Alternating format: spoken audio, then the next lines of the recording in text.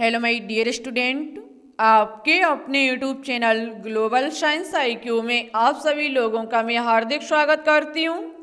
आशा करती हूँ आप सभी लोग बहुत ही अच्छे होंगे और आपकी स्टडी भी बहुत ही अच्छी चल रही होगी।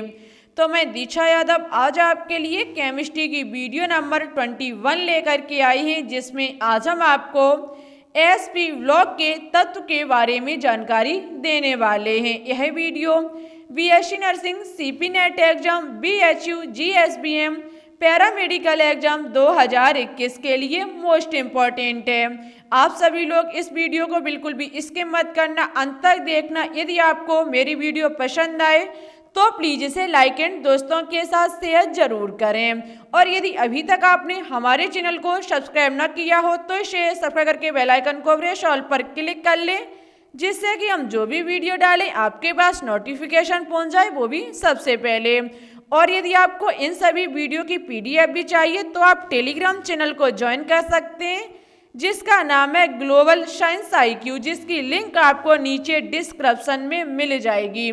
तो फिर टाइम ना वेस्ट करते हुए चलते हैं आज के टॉपिक की तरफ।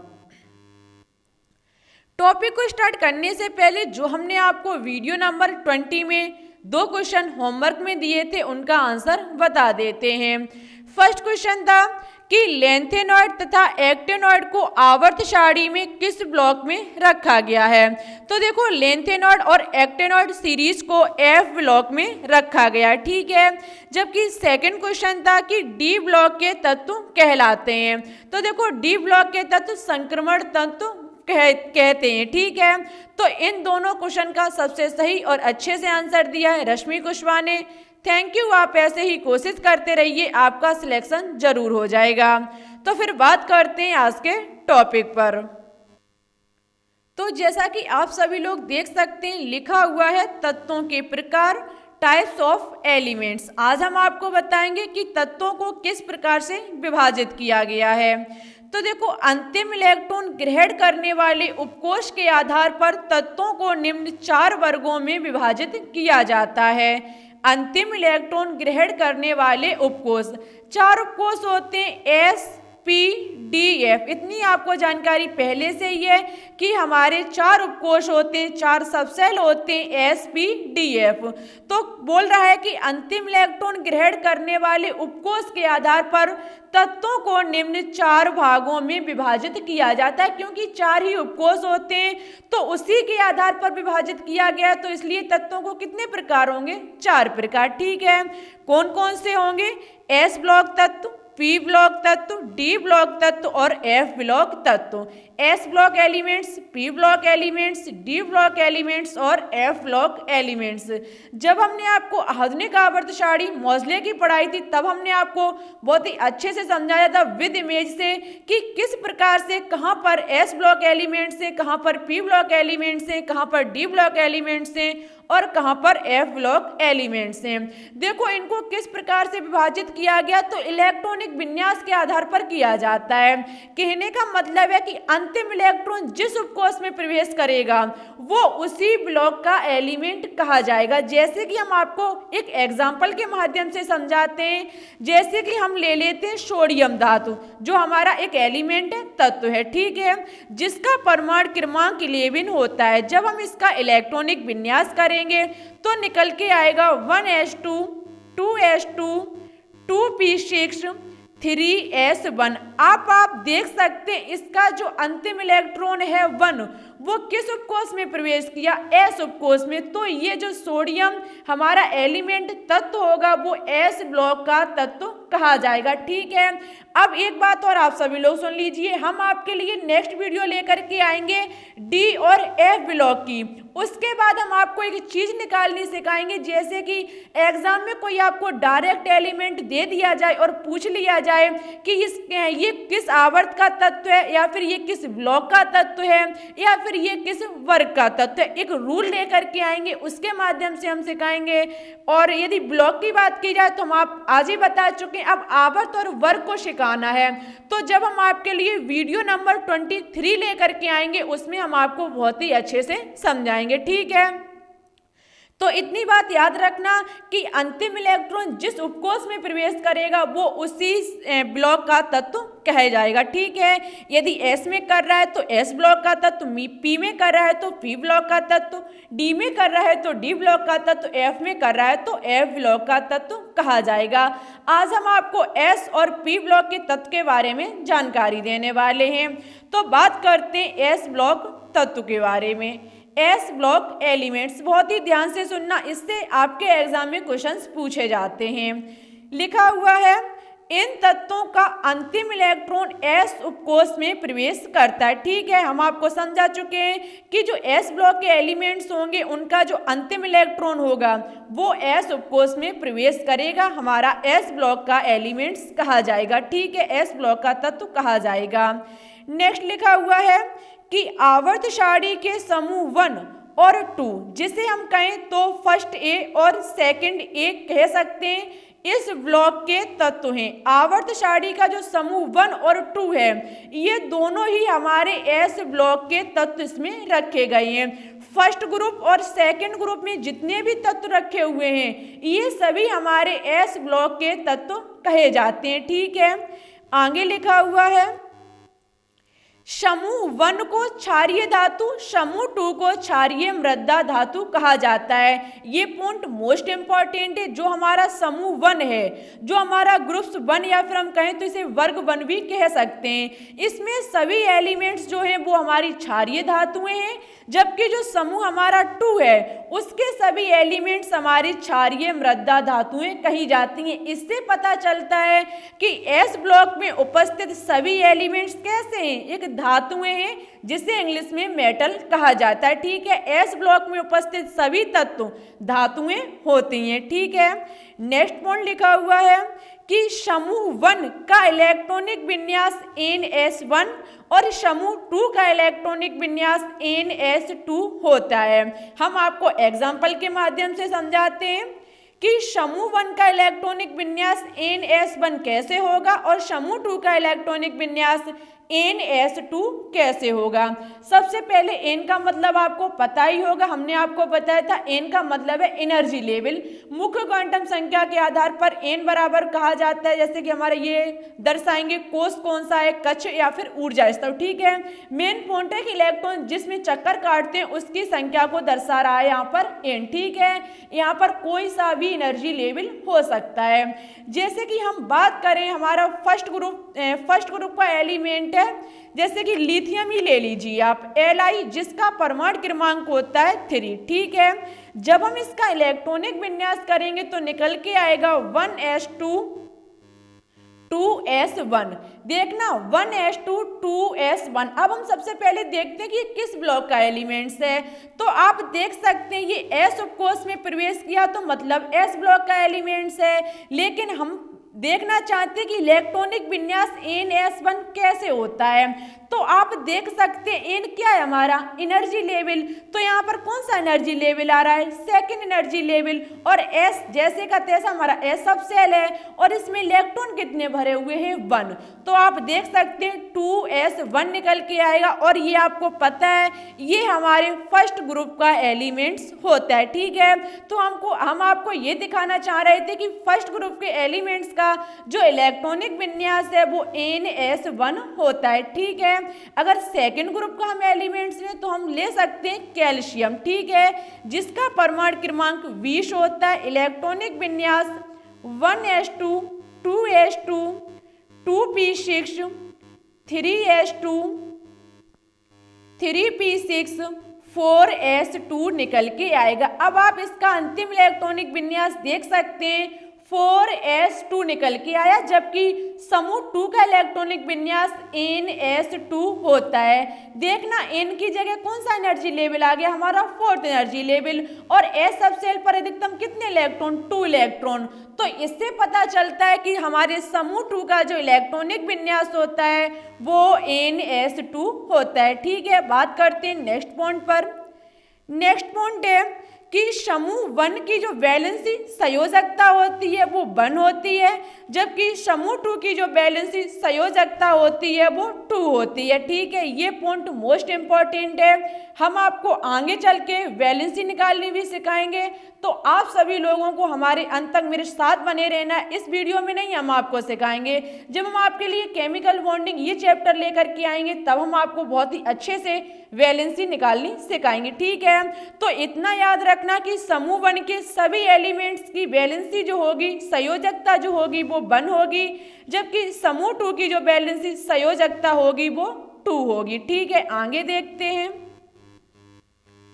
आगे लिखा हुआ है कि समूह 1 की ऑक्सीकरण संख्या प्लस की 1 और समूह 2 की ऑक्सीकरण संख्या प्लस की 2 होती है। ठीक है, ये मोस्ट इंपॉर्टेंट है, पॉइंट याद रखना। समूह 1 की जो ऑक्सीकरण संख्या होगी वो प्लस की 1 होगी, जबकि समूह 2 के जो ऑक्सीकरण संख्या, ऑक्सीकरण नंबर होगा वो प्लस की 2 होगा। ठीक है, नेक्स्ट पॉइंट लिखा हुआ है कि ये ऊष्मा तथा विद्युत के सुचालक होते हैं। जो हमारे फर्स्ट ग्रुप और सेकंड ग्रुप्स के एलिमेंट होते हैं ये ऊष्मा तथा विद्युत के सुचालक होते हैं। ठीक है, नेक्स्ट पॉइंट है कि इनके ऑक्साइड क्षारीय होते हैं, वो भी प्रबल क्षारीय। ये मोस्ट इंपॉर्टेंट पॉइंट है कि जो इनके ऑक्साइड होते हैं किसके, फर्स्ट ग्रुप और सेकंड ग्रुप के एलिमेंट्स के, या हम एक भाषा में कहें तो कह सकते हैं एस ब्लॉक के एलिमेंट्स के जो ऑक्साइड होते हैं उनकी प्रकृति जो होती है वो क्षारीय होती है। ठीक है, नेक्स्ट पॉइंट लिखा हुआ है कि इस ब्लॉक की अधिकांश धातुएं ओनली बेरिलियम और मैग्नीशियम को छोड़ करके ज्वाला को विशिष्ट रंग प्रदान करती हैं। जब हम एस ब्लॉक की धातुओं को किसी भी ताप पर गर्म करते हैं, ज्वाला में गर्म करते हैं, आग में गर्म करते हैं, तो ये विशिष्ट रंग देती हैं। ठीक है, लेकिन बेरिलियम और मैग्नीशियम को छोड़कर। आई होप आपको समझ में आ गया होगा। मन में किसी भी प्रकार का डाउट हो तो आप कमेंट कर देना, हम आपको फिर से समझा देंगे। अब बात करेंगे पी ब्लॉक के तत्व पर।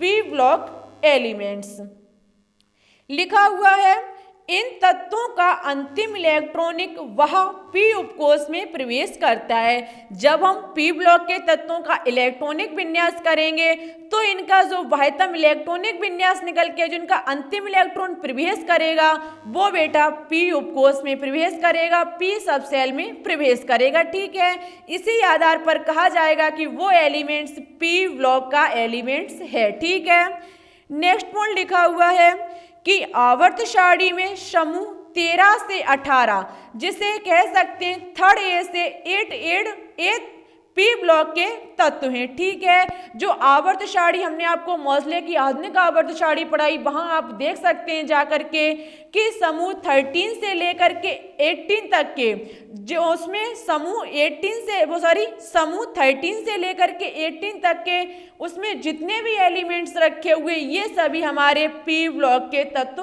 कहे जाएंगे। ठीक है, या फिर हम इसे कह सकते हैं थर्ड ए से 8A तक। ठीक है, आगे देखते हैं। आगे लिखा गया है कि इन तत्वों के बाह्यतम कोष का इलेक्ट्रॉनिक विन्यास NS2 Np1 से 6 होता है। इस पॉइंट को समझ लीजिए आप कि इन तत्वों के बाह्यतम कोष का इलेक्ट्रॉनिक विन्यास NS2 Np1 से 6 तक होता है। सबसे पहले हम क्या करेंगे कि पी ब्लॉक का कोई एक तत्व लेंगे, जैसे कि हम सबसे सरल ले लेते हैं, हमारा है नाइट्रोजन। ये हमारा पी ब्लॉक का एलिमेंट्स है जिसका परमाणु क्रमांक 7 होता है। इलेक्ट्रॉनिक विन्यास 1s2 2s2 2p3 निकल के आएगा। ठीक है, हम बात कर रहे हैं इलेक्ट्रॉनिक विन्यास की, देखना कैसे निकल के आएगा। N का मतलब क्या है, एनर्जी लेवल, और आप देख सकते हैं NS2, पीछे से देखना शुरू करें तो Np1 से 6 तक। N का मतलब यहाँ पर क्या है, सेकेंड एनर्जी लेवल। क्या है, सेकेंड एनर्जी लेवल। P जैसे का तैसा। आपको P है पता है, P सब सेल में अधिकतम 6 इलेक्ट्रॉनों को भरा जा सकता है और इसमें कितने भरे हुए हैं, 3। तो कहने का मतलब है कि 1 से लेकर के 6 तक कितने भी इलेक्ट्रॉन इसमें भरे जा सकते हैं। यदि नाइट्रोजन की बात की जाए तो इसमें 3 इलेक्ट्रॉन भरे हुए हैं, ठीक है। आगे है Ns पे 2, मतलब सेकेंड एनर्जी लेवल है हमारा, और S पर कितने इलेक्ट्रॉन भरे जाएंगे 2। इस प्रकार से हमारे पी ब्लॉक एलिमेंट्स का इलेक्ट्रॉनिक विन्यास निकल के आता है NS2 Np1 से लेकर के 6 तक, ठीक है। यहाँ पर यदि 8 वाला ऑक्सीजन होता हमारा तो यहाँ पर हमारे 4 हो जाते। तो इसलिए Np1 से 6 तक क्यों लिखा गया है कि 1 से लेकर के 6 तक इसमें कितने भी इलेक्ट्रॉन उपस्थित हो सकते हैं, ठीक है। और एनर्जी लेवल भी कोई क्लियर नहीं है, एनर्जी लेवल बढ़ भी सकता है और घट भी सकता है परमाणु क्रमांक के आधार पर, ठीक है। आई होप आपको समझ में आ गया होगा। मन में किसी भी प्रकार का डाउट हो तो आप कमेंट कर देना, हम आपको फिर से समझा देंगे। नेक्स्ट पॉइंट लिखा हुआ है कि यह अकेला ब्लॉक है जिसमें धातु, अधातु तथा उपधातु, मेटल, नॉन मेटल और सेमी मेटल सभी हैं। देखो आपको पता है कल हमने आपको जब मोज़ले की आवर्त सारणी 20 वीडियो जो 20 नंबर थी उसमें हमने आपको समझाई थी कि एस ब्लॉक में उपस्थित जो जितने भी एलिमेंट्स हैं वो हमारी धातुएं हैं। डी ब्लॉक में उपस्थित सभी एलिमेंट्स जो है वो हमारे कैसे हैं, धातुएं हैं। और एफ ब्लॉक में उपस्थित सभी एलिमेंट्स हमारे क्या हैं, धातुएं, मीन्स मेटल हैं। जबकि पी ब्लॉक की बात की जाए तो इसमें हमने बताया था धातुएं भी हैं, मेटल भी हैं, हमारी अधातुएं, नॉन मेटल भी हैं, और उपधातु या फिर अर्ध धातुएं का मीन्स सेमी मेटल भी उपस्थित हैं, ठीक है। ओनली एक ऐसा ब्लॉक जिसमें तीनों चीजें आती हैं, धातु, अधातु और उपधातु, ठीक है। ये पॉइंट मोस्ट इंपॉर्टेंट है। नेक्स्ट पॉइंट है कि वर्ग 15 के तत्वों को, जो हमारा वर्ग 15 है उसको निकोजन कहा जाता है। क्या कहा जाता है, देखो वर्ग 15 में जितने भी एलिमेंट्स आएंगे हमारे, वर्ग 15 आपको पता है जो हमारा वर्ग 15 का मतलब समूह या फिर ग्रुप्स कहें तो उसका फर्स्ट एलिमेंट जो है वो क्या है, नाइट्रोजन। क्या है, नाइट्रोजन। और नाइट्रोजन परिवार, देखो फर्स्ट ग्रुप जो ग्रुप होता है उसका जो फर्स्ट एलिमेंट होता है उसी को, जैसे कि हमारा नाइट्रोजन है तो हम कहेंगे नाइट्रोजन परिवार के तत्व। मीन्स जो हमारा 15 ग्रुप है उसमें आने वाले सभी एलिमेंट्स को नाइट्रोजन परिवार का सदस्य कहा जाएगा, या फिर हम कहें तो इसे कह सकते हैं निकोजन, ठीक है। और वर्ग 16 के तत्वों की बात की जाए तो इसमें जो फर्स्ट एलिमेंट है वो हमारा ऑक्सीजन आता है, मीन्स ऑक्सीजन परिवार के एलिमेंट कहे जाएंगे, और इन्हें कहा जाता है चैल्कोजन। क्या कहा जाता है, चैल्कोजन, ठीक है। जबकि वर्ग 17 की बात की जाए, वर्ग 17 के तत्वों को हैलोजन परिवार का तत्व कहा जाता है। इसका फर्स्ट एलिमेंट जो होता है वो फ्लोरीन होता है, ठीक है। इसे हम फ्लोरीन परिवार के तत्व या फिर हैलोजन परिवार के तत्व कह सकते हैं। तो आई होप आपको समझ में आ गया होगा। वर्ग 15 के तत्वों को निकोजन परिवार का तत्व, वर्ग 16 के तत्वों को चैल्कोजन परिवार का तत्व, वर्ग 17 के तत्वों को हैलोजन परिवार का तत्व कहा जाता है। ये सभी हमारे पी ब्लॉक के अंतर्गत आते हैं। नेक्स्ट पॉइंट लिखा हुआ है, इनमें अधिकांशतः तत्व विद्युत ऋणात्मक होते हैं। मोस्ट इंपॉर्टेंट पॉइंट है कि पी ब्लॉक में अधिकांश तत्व जो होते हैं वो कैसे होते हैं, विद्युत ऋणात्मकता। और बात की जाए कि मोज़ले द्वारा दी गई आधुनिक आवर्त सारणी में सबसे अधिकतम विद्युत ऋणात्मक वाला तत्व कौन सा है, तो याद रखना फ्लोरीन है, ठीक है। और हमेशा एक पॉइंट याद रखना कि वर्ग में ऊपर से जब नीचे उतरा जाता है, जब हम ऊपर से नीचे की तरफ आएंगे तो विद्युत ऋणात्मकता जो मान होता है वो घटता चला जाता है, ठीक है। जैसे कि हम हैलोजन परिवार को ही उठा लें तो फ्लोरीन की विद्युत ऋणात्मकता सबसे ज्यादा होती है, क्लोरीन की उससे कम, ब्रोमीन की उससे भी कम और आयोडीन की उससे भी कम होती है, ठीक है। आगे लिखा गया है कि ये रंगीन और रंगहीन दोनों प्रकार के यौगिक बनाते हैं। जो पी ब्लॉक के एलिमेंट्स होते हैं ये रंगीन और रंगहीन दोनों प्रकार के यौगिक बनाते हैं, ठीक है। पी ब्लॉक के एलिमेंट्स जिसके सात कंपाउंड का निर्माण करेंगे वो रंगीन भी होगा, कलरफुल भी होगा और रंगहीन भी होगा, बिना कलर का भी होगा। ठीक है, आई होप आपको समझ में आ गया होगा। और एक बात कमेंट बॉक्स में कमेंट करके जरूर बताएं कि आज की वीडियो आपको कैसी लगी। ठीक है, वीडियो अच्छी लगे तो प्लीज इसे लाइक एंड दोस्तों के साथ शेयर जरूर करें। और यदि अभी तक आपने हमारे चैनल को सब्सक्राइब न किया हो तो प्लीज इसे सब्सक्राइब करके बेल आइकन को प्रेस ऑल पर क्लिक कर लें, जिससे कि हम जो भी वीडियो डालें आपके पास नोटिफिकेशन पहुंच जाए, वो भी सबसे पहले। हम इसी प्रकार से आपकी केमिस्ट्री की तैयारी कराते रहेंगे। एक क्वेश्चन लिखा हुआ है जिसका आंसर आपको मेरे कमेंट बॉक्स में देना होगा कि आवर्त तालिका में सबसे अधिक विद्युत ऋणात्मक तत्व है नाइट्रोजन, ऑक्सीजन, क्लोरीन या फिर फ्लोरीन। इसका आंसर आपको मेरे कमेंट बॉक्स में देना होगा। जो बच्चे इसका आंसर सही और अच्छे से देंगे उनका नाम हम नेक्स्ट वीडियो में लेकर के भी आएंगे। ठीक है, और आप सभी लोगों से रिक्वेस्ट है इस वीडियो को ज़्यादा से ज़्यादा अपने दोस्तों के साथ शेयर करें। तो फिर ठीक है, चलते हैं। Thanks for watching this video. जय हिंद, जय भारत।